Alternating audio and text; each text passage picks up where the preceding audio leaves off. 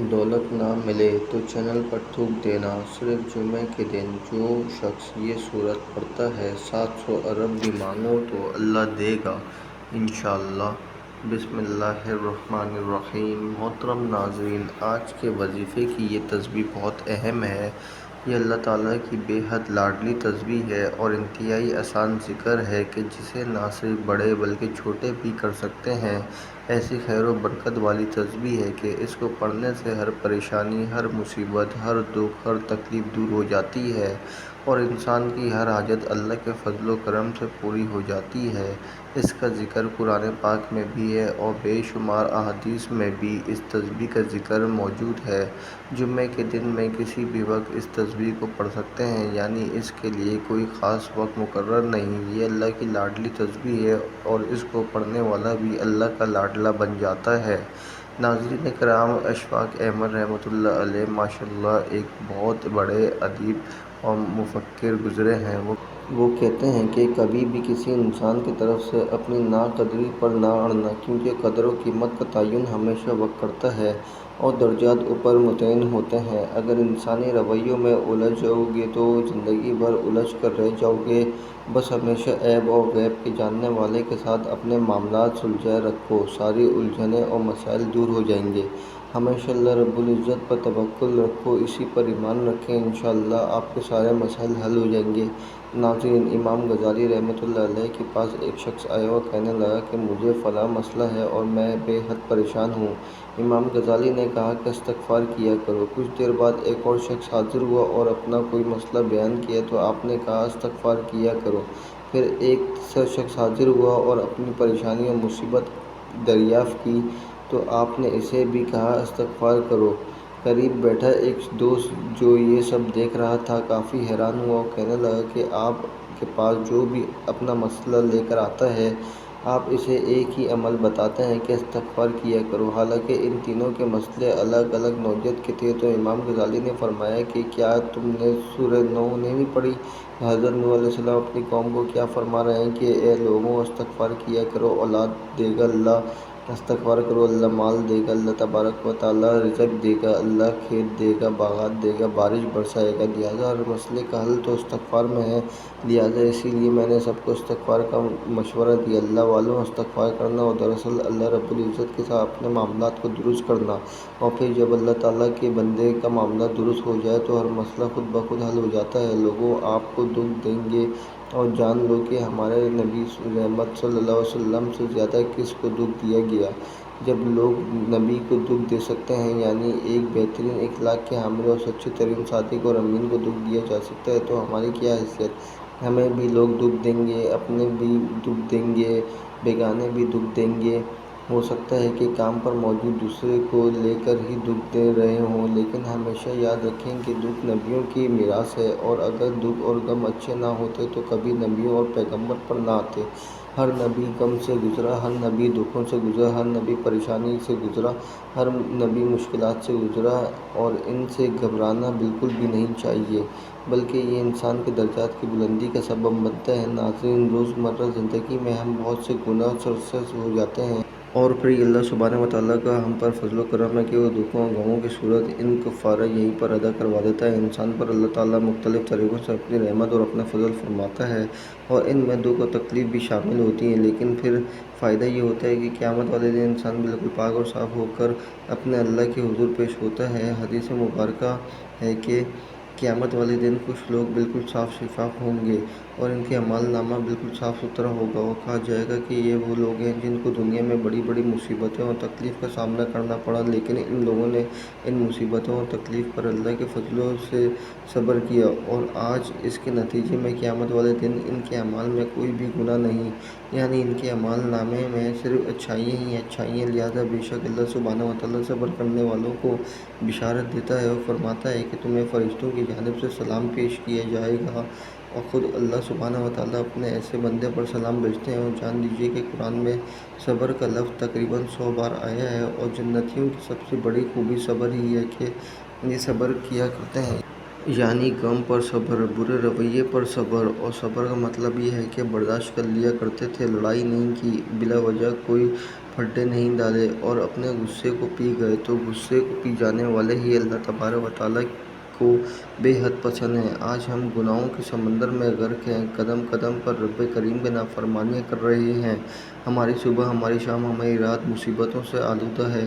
نفس اور شیطان کے چنگل میں پھنس کر ہم اپنے رحیم اور مہربان پروردگار کی بغاوت کے مرتکب ہو رہے ہیں۔ دنیا کی محبت نے ہمیں آخرت سے غافل کر رکھا ہے۔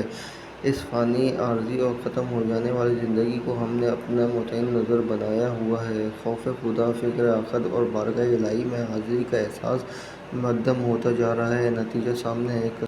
کثرت ثبوت نے ہم پر آفات اور بلیات اور مصائب اور آرام کے وہ پہاڑ توڑے کہ اعلام اور الفیظ، حالانکہ کتاب و سنت ہمیں اس بات سے آگاہ کرتے ہیں کہ انبیاء کرام صلوات والسلام اجمعین کے علاوہ کوئی فرد بشر معصوم نہیں۔ ہر انسان سے خطا، لغزش اور غلطی کا صادر ہو سکتا ہے، لیکن بہترین خطا کار وہ ہے جو اپنے کیے پر نادم و شرمسار ہو، جسے اس حقیقت کا احساس ہو کہ میرا بد عمل محفوظ کر لیا گیا اور میرا رب مجھ سے اس بارے میں یقیناً پوچھے گا۔ یہی وجہ ہے کہ صاحبان ایمان کو بار بار گناہوں کے دریا کی طرف متوجہ کیا جاتا ہے۔ قرآن کریم کی 10ویں آیت مبارکہ توبہ استغفار کی اہمیت بیان ہے۔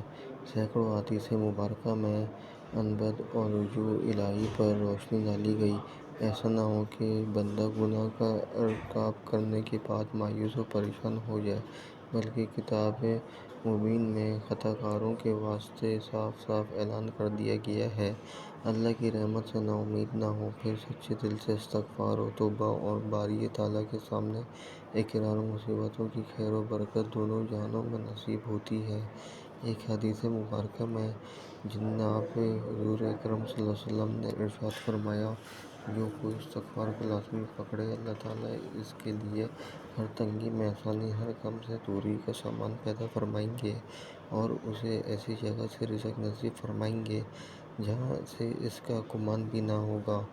دوسری حدیث مبارکہ میں ارشاد فرمایا گیا، قیامت کے روز جو شخص اپنے نامہ اعمال میں استغفار کی کثرت پائے گا، اس کے لیے خوشخبری ہے۔ بعض لوگ یہ کہتے سنائی دیں گے کہ ہم توبہ کے باوجود گناہوں سے باز نہیں آ رہے ہیں، تو پھر ایسی توبہ اور ایسے استغفار کا کیا فائدہ؟ حالانکہ حدیث مبارکہ میں جناب رسول اکرم صلی اللہ علیہ وسلم نے ارشاد فرمایا، جو شخص استغفار کرتا ہے اسے گناہوں پر اصرار کرنے والا نہیں سمجھا جائے گا، اگرچہ دن میں 70 مرتبہ وہ اس گناہ کا ارتکاب کیوں نہ کرے۔ مذکورہ حدیث مبارکہ کی تشریح میں حضرات علماء کرام فرماتے ہیں، گناہ پر اصرار کرنے والا وہ استغفار نہ کرے اور گناہ پر شرمندہ بھی نہ ہو۔ امام ابن مالک فرماتے ہیں، جو کوئی مصیبت و گناہوں کا کام کرے اور اس کے بعد استغفار کر لے اور اظہار ندامت سے کام لے، وہ بھلائی پر اصرار کرنے سے نکل گیا۔ گناہوں پر شرمسار ہونا، اپنی لغزش کا اقرار کرنا اور اپنے جرائم کا اعتراف کرنا وہ مبارک اور بابرکت عمل ہے جس کا توڑ شیطان کے پاس نہیں۔ امام اوزاعی رحمۃ اللہ فرماتے ہیں، ابلیس نے اپنے چیلوں سے کہا، تم انسان کو کس طرح گمراہ کرتے ہو؟ وہ کہنے لگے، ہم ہر طریقے اور ہر جہت سے انہیں گمراہ کرتے ہیں۔ ابلیس نے جواب میں کہا، کیا استغفار کے بارے میں بھی تم نے انہیں گمراہ کیا ہے؟ یہ سن کر ابلیس گھمساؤ نے کہا، استغفار تو وہ عمل ہے جو توحید باری تعالیٰ کے ساتھ جڑا ہوا ہے، اس پر ہمارا زور کیسے چل سکتا ہے؟ ابلیس نے کہا، میں انسانوں کے درمیان ایسی چیز پھیلاؤں گا جس پر انہیں استغفار کرنے کی نوبت نہیں آئے گی۔ امام اوزاعی فرماتے ہیں کہ شیطان نے انسانوں پر خواہشات اور تمناؤں کو پھیلایا جسے کوئی گناہ نہیں سمجھتا اور اس پر استغفار بھی نہیں کرتا۔ استغفار کے بے شمار فائدے ہیں، جن میں سے چند درج ذیل: استغفار گناہوں کی بخشش کا ذریعہ ہے۔ ارشاد باری تعالیٰ ہے، جو شخص کوئی برائی کرے یا اپنی جان پر ظلم کرے، پھر اللہ تعالیٰ سے استغفار کرے تو وہ اللہ کو بخشنے والا، مہربان کرنے والا پائے گا۔ استغفار گناہوں کے مٹانے اور درجات کی بلندی کا ذریعہ ہے۔ رسول اکرم صلی اللہ علیہ وسلم نے ارشاد فرمایا، اللہ تعالیٰ جب جنت میں نیک بندوں کے درجے کو بلند فرمائے گا تو بندہ عرض کرے گا، پروردگار یہ مرتبہ مجھے کیسے ملا؟ اللہ تعالیٰ فرمائے گا تیرے لیے تمہارے بچوں کے استغفار کے سبب۔ استغفار ہر طرح کی طاقت و قوت کی زیادتی کا ذریعہ ہے۔ ارشاد باری تعالیٰ ہے، اے میری قوم کے لوگو، تم اپنے پالنے والے سے اپنی تقصیر کی معافی طلب کرو اور اس کی جناب میں توبہ کرو تاکہ وہ برسنے والے بادل تم پر بھیجے اور تمہاری طاقت پر اور طاقت و قوت بڑھا دے اور تم جرم کرتے ہو روگرانی نہ کرو۔ استغفار بندے کے دنیاوی اور اخروی عذاب سے بچاؤ کا ذریعہ ہے۔ ارشاد باری تعالیٰ ہے، اور اللہ تعالیٰ ایسا نہ کرے گا کہ ان میں آپ کے ہوتے ہوئے ان کو عذاب دے اور اللہ ان کو عذاب نہ دے اس حالت میں کہ وہ استغفار بھی کرتے ہوں۔ نبی کریم صلی اللہ علیہ وسلم نے ارشاد فرمایا، بندہ عذاب الہی سے محفوظ رہتا ہے جب تک وہ استغفار کرتا رہتا ہے۔ استغفار نزول رحمت کا سبب ہے۔ ارشاد باری تعالیٰ ہے، آپ نے فرمایا، اے میری قوم کے لوگو، تم نیکی سے پہلے برائی کی جلدی کیوں مچا رہے ہو؟ تم اللہ تعالیٰ سے استغفار کیوں نہیں کرتے تاکہ تم پر رحم کے بادل رحم کیا جائے؟ استغفار دلوں کی صفائی کا ذریعہ ہے۔ نبی کریم صلی اللہ علیہ وسلم نے ارشاد فرمایا کہ مومن بندہ جب گناہ کرتا ہے تو اس کے دل پر ایک سیاہ نقطہ پڑ جاتا ہے۔ اگر وہ گناہ چھوڑ کر توبہ و استغفار کرتا ہے تو اس کا دل صاف ہو جاتا ہے، اور اگر گناہ پر گناہ کیے جاتا ہے تو وہ سیاہ بڑھتی جاتی ہے یہاں تک کہ اس کے پورے دل میں چھا جاتی ہے۔ یہی وہ رین ہے جس کا ذکر قرآن مجید میں ہے۔ استغفار قرب الہی کا سبب ہے۔ ارشاد باری تعالیٰ ہے، اسی نے تمہیں زمین سے پیدا کیا اور اسی نے اس زمین میں تمہیں بسایا، پھر تم اس سے معافی طلب کرو اور اس کی طرف رجوع کرو، بے شک میرا رب قریب اور دعاؤں کو قبول کرنے والا ہے۔ استغفار اللہ کی محبت اور اس کے لطف و کرم کا سبب ہے۔ ارشاد باری تعالیٰ ہے، تم اپنے رب سے استغفار کرو اور اس کی طرف توبہ کرو، یقین مانو کہ میرا رب بڑا مہربانی والا اور بہت محبت کرنے والا ہے۔ استغفار بعض گناہ کبیرہ کی بخشش کا ذریعہ ہے۔ نبی کریم صلی اللہ علیہ وسلم نے ارشاد فرمایا کہ جس نے کہا، استغفر اللہ الذی لا الہ الا اللہ الحی القیوم واتوب الیہ، تو اللہ تعالیٰ اس کے گناہوں کو معاف فرما دے گا اگرچہ وہ میدان جنگ سے بھاگا ہو۔ ناظرین، یہ حدیث مبارکہ، اور جب بھی آپ کو کوئی مشکل، کوئی مسئلہ یا تکلیف درپیش ہو تو اس حدیث مبارکہ کو اپنے سامنے ضرور رکھنا، انشاءاللہ اس سے آپ کو بہت فائدہ حاصل ہوگا۔ جان لیجیے کہ عمرو بن عاص نہایت برگزیدہ صحابی گزرے ہیں۔ حضرت عمر کے دور میں مصر کے گورنر رہے ہیں، تو کسی صحابی نے عمرو بن عاص سے کہا، میں نے نبی کریم صلی اللہ علیہ وسلم سے یہ سنا تھا کہ قیامت کے نزدیک رومی غلبہ پا جائیں گے، اور آج کے حالات بالکل ایسے ہی ہیں۔ رومی یعنی عیسائی لوگ آج کل کافی غلبہ پا چکے ہیں۔ تو عمرو بن عاص مسکرائے اور کہنے لگے کہ مجھے اس بات کی سمجھ ہے کہ یہ کیوں غلبہ پا گئے ہیں۔ وہ صحابی بہت حیران ہوئے اور کہنے لگے کہ آپ کو کیسے معلوم، وہ کیسے غلبہ پا جائیں گے؟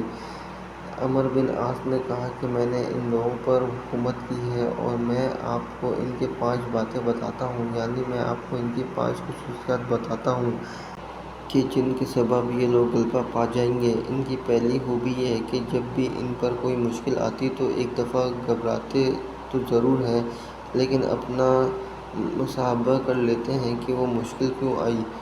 قسمت کو کوستے نہیں رہتے کہ ہائے میرا مر گیا، ہائے میرا لٹ گیا، میری قسمت برباد ہو گئی۔ نہیں، یہ گھبراتے ضرور تھے لیکن پھر سوچتے ہیں کہ یہ مصیبت کیوں آئی تھی، کیا یہ میرے کسی رویے کی وجہ سے تھی، اور کہیں مجھ سے کوئی کوتاہی یا غلطی خط سرزد نہیں ہوئی۔ لہٰذا جب بھی ان پر کوئی مصیبت نازل ہوتی تو سب سے پہلے اپنے بارے میں سوچتے ہیں کہ کہیں مجھ سے کوئی غلطی تو سرزد نہیں ہوئی۔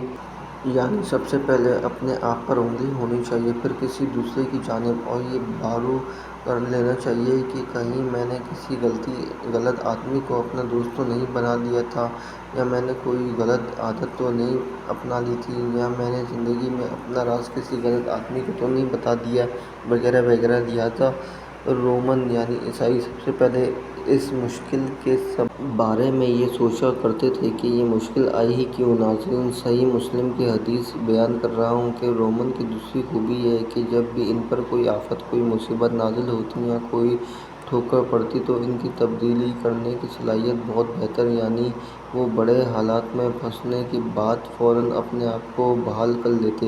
اس کی مثال یوں سمجھ لیجیے کہ ایک بندہ انٹرویو میں فیل ہو جاتا تو بجائے اپنی قسمت پر ماتم کرنے یا دوسروں کے ساتھ گلہ شکوہ کرنے کے، وہ اپنی کمی کوتاہی کو دور کرنے کی کوشش کرے تاکہ اگلی بار وہ اپنے اس انٹرویو میں کامیاب ہو سکے، اور اس کو بحال کرنا کہتے ہیں۔ عمر بن عاص نے بتایا کہ تیسری خوبی ان کی یہ ہے کہ جب یہ دیکھتے ہیں کہ جنگ میں شکست ہو رہی ہے تو اس وقت اپنی ہار تسلیم کر کے بھاگ جاتے ہیں، لیکن پھر ہاتھ پر ہاتھ نہیں رکھ کے بیٹھتے اور دوبارہ حملہ کرنے کے لیے پہلے سے بہتر تیاری پکڑتے ہیں۔ یہ بھی ایک عقل مند اور دانائی ہوتی ہے، جیسے کہ سلطان صلاح الدین ایوبی بھی ایک بار میدان جنگ سے جنگ کیے بغیر واپس پلٹ گئے تھے، اور پھر جب ان سے پوچھا گیا تو انہوں نے بتایا کہ میں نے حالات کا جائزہ لیا تھا اور حالات بالکل ہماری فوج کے خلاف تھے، اور پھر عیسائی بادشاہ نے ہمیں آفر بھی دی تھی کہ اگر ابھی پلٹ جاؤ گے تو بچ جاؤ گے، ورنہ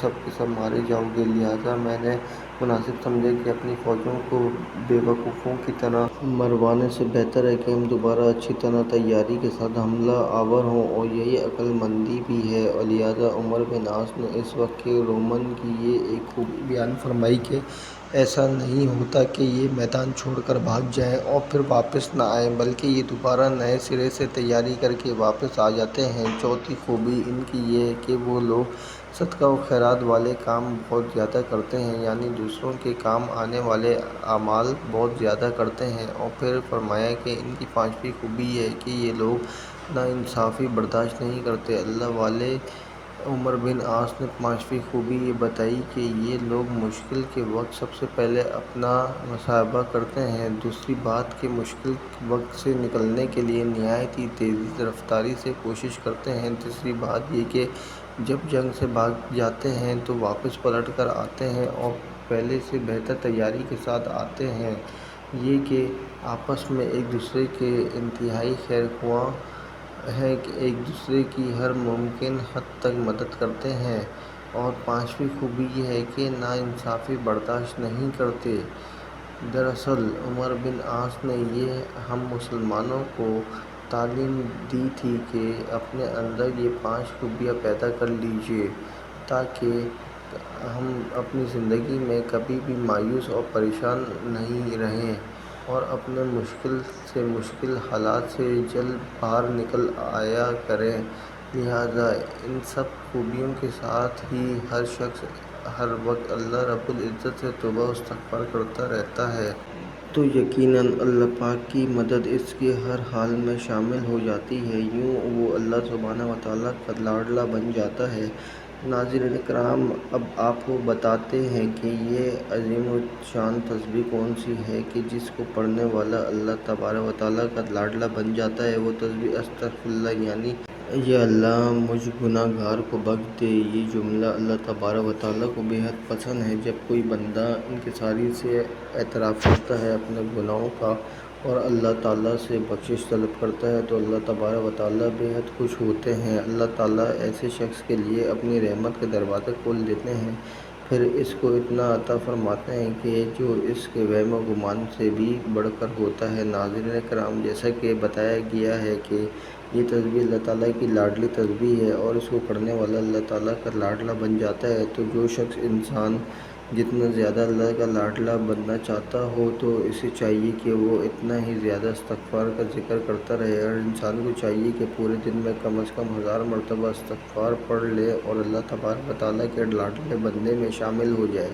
لیکن اگر کوئی انسان دن میں 1000 مرتبہ نہیں پڑھ سکتا تو کم سے کم 100 مرتبہ لازمی پڑھ کر، تاکہ جانے انجانے میں جو بھی گناہ انسان سے سرزد ہوئے اس کی معافی مل جائے۔ اور جان لیجیے کہ یہ نبی کریم صلی اللہ علیہ وسلم کی حدیث بھی ہے کہ آپ روزانہ 100 تسبیح استغفار کیا کرتے تھے۔ اللہ تعالیٰ اس تسبیح اور ذکر کی برکت سے انسان کے تمام گناہ خطائیں اور لغزشیں معاف فرما دیتے ہیں۔ اللہ والوں، وظیفہ شروع کرنے سے پہلے آپ نے حضور اکرم صلی اللہ علیہ وسلم کی ذات اقدس پر 3 بار درود پاک کا نذرانہ پیش کرنا ہے۔ ایک بار ثواب کی نیت سے میرے ساتھ بھی پڑھ لیں۔ اللہم صلی علی محمد وعلی آل محمد کما صلیت علی ابراہیم وعلی آل ابراہیم انک حمید مجید۔ اللہم بارک علی محمد وعلی آل محمد کما بارکت علی ابراہیم وعلی آل ابراہیم انک حمید مجید۔ درود پاک پڑھنے کے بعد آپ نے ایک تسبیح استغفر اللہ ربی من کل ذنب واتوب الیہ، استغفر اللہ ربی من کل ذنب واتوب الیہ، استغفر اللہ ربی من کل ذنب واتوب الیہ پڑھنی ہے اور 3 بار سورہ اخلاص پڑھنی ہے۔ قل هو اللہ احد اللہ الصمد لم یلد ولم یولد ولم یکن لہ کفوا احد۔ اس کے بعد 3 بار وہی درود پاک پڑھنا ہے جو شروع میں پڑھا تھا۔ ناظرین کرام، اللہ سے محبت کرنا ایمان کا تقاضا ہے اور اس وقت تک توحید مکمل نہیں ہو سکتی جب تک بندہ اپنے رب سے مکمل محبت نہ کرے، اور نہ تو محبت کی اس سے زیادہ واضح تائید کی جا سکتی ہے اور نہ ہی اس سے بہتر تعریف ہو سکتی ہے، اور اللہ کے سوا کوئی بھی ایسی ذات چیز نہیں جس سے مکمل طور پر محبت کی جائے، اور اسی کے لیے ہی الوہیت، عبودیت، خشوع و خضوع اور مکمل محبت ذریعہ ہے۔ اللہ تعالیٰ کی محبت کی شان جیسی کوئی شان نہیں، کیونکہ خالق اور موجود سے زیادہ دلوں کو کوئی چیز محبوب نہیں۔ وہ تو الہ ہے، معبود برحق، ولی، مولا، رب ہے، تدبیر کرنے والا، رزق دینے والا، موت اور حیات کا مالک، اور اسی کی محبت دلوں کی نعمت ہے، روح کی حیات ہے، نفس کا سرور ہے، دلوں کی غذا ہے، عقلوں کا نور ہے اور آنکھوں کی ٹھنڈک ہے اور اندرونی عمارت ہے، اور مخلص دل، پاکیزہ روح اور عقل سلیم کے مطابق اللہ کی محبت، اس سے انسیت اور اس کی ملاقات کے شوق سے زیادہ خوبصورت، پاکیزہ، رازدار اور بہترین نعمت اور کوئی نہیں۔ یحییٰ بن معاذ فرماتے ہیں، جب اس کی معافی تمام گناہوں کو ڈھانپ لیتی ہے تو اس کی رضا کا کیا عالم ہوتا ہے، اور جب اس کی رضا امیدوں کو سمیٹ لیتی ہے تو اس کی محبت کیسی ہوگی، اور جب اس کی محبت کا یہ عالم ہو کہ وہ عقلوں کو حیران کر دے تو اس کی مدد کیسی ہوگی، اور اس کی مدد تو سب کچھ بھلا دے گی تو اس کا لطف کیسا ہوگا۔ اور انسان جتنی زیادہ اللہ سے محبت کرتا ہے اتنی ہی زیادہ ایمان کی لذت اور مٹھاس حاصل ہوتی ہے، اور جس کا دل اللہ کی محبت سے بھر جائے، اللہ اسے دوسروں کی محبت، ڈر اور ان پر توکل کرنے سے اس بندے کو بے نیاز کرتا ہے، اور صرف اللہ تعالیٰ کی محبت ہی ایک ایسی چیز ہے جو دلوں کو بے نیاز کرتی ہے، حاجتوں کو پورا کرتی ہے اور بھوک کو ختم کرتی ہے، اور اگر اللہ تعالیٰ کی محبت کے بغیر اسے وہ سب کچھ مل جائے جس سے اسے لذت حاصل ہوتی ہے، تب بھی اسے امن و اطمینان اور سکون نہیں مل سکے گا، اور آنکھوں کا نور، کانوں کی سماعت اور ناک کا سونگھنا، زبان کا بولنا، ان تمام نعمتوں کے ختم ہو جانے سے اتنی تکلیف نہیں ہوگی جتنی تکلیف دل سے اللہ کی محبت نکل جانے سے ہوگی۔ بلکہ اگر دل اپنے حقیقی خالق و مالک اور محبوب کی محبت سے خالی ہو جائے اور روح مردہ ہو جائے تو وہ جسم کی خرابی سے کہیں زیادہ نقصان دہ ہے۔ حقیقی محبت یہ ہے کہ آپ خود کو مکمل طور پر اس ذات کے حوالے کر دیں جس سے آپ محبت کرتے ہیں، یہاں تک کہ آپ کے پاس کچھ نہ رہے، اور اللہ کی سچی اور حقیقی محبت وہ ہے جو دیگر تمام محبتوں پر غالب اور مقدم رہے، اور بندے کی تمام تر محبتیں اسی اللہ کی محبت کے تابع اور تحت ہونی چاہئیں، اسی میں بندے کی سعادت اور کامیابی ہے۔ محبت کی مقدار میں محبت کرنے والوں کے مختلف درجات ہیں، اسی لیے اللہ تعالیٰ نے مومنوں کی محبت کو شدید کہا ہے اور فرمایا، اور ایمان والے تو اللہ کی محبت میں بہت سخت ہوتے ہیں۔ اللہ تبارک و تعالیٰ سے دعا ہے کہ نیکی کی بات کو سننے، سمجھنے اور اس پر عمل کرنے کی طاقت اور توفیق ہمیں فرمائے۔ میرا سنانا اور آپ کا سننا اپنی پاک بارگاہ میں قبول و منظور فرمائے، آمین۔ ناظرین، گزارش ہے کہ اللہ تعالیٰ کے 99 ناموں میں سے کوئی ایک نام کمنٹ سیکشن میں ضرور شیئر کریں۔ اللہ ہم سب کا حامی و ناصر ہو، آمین۔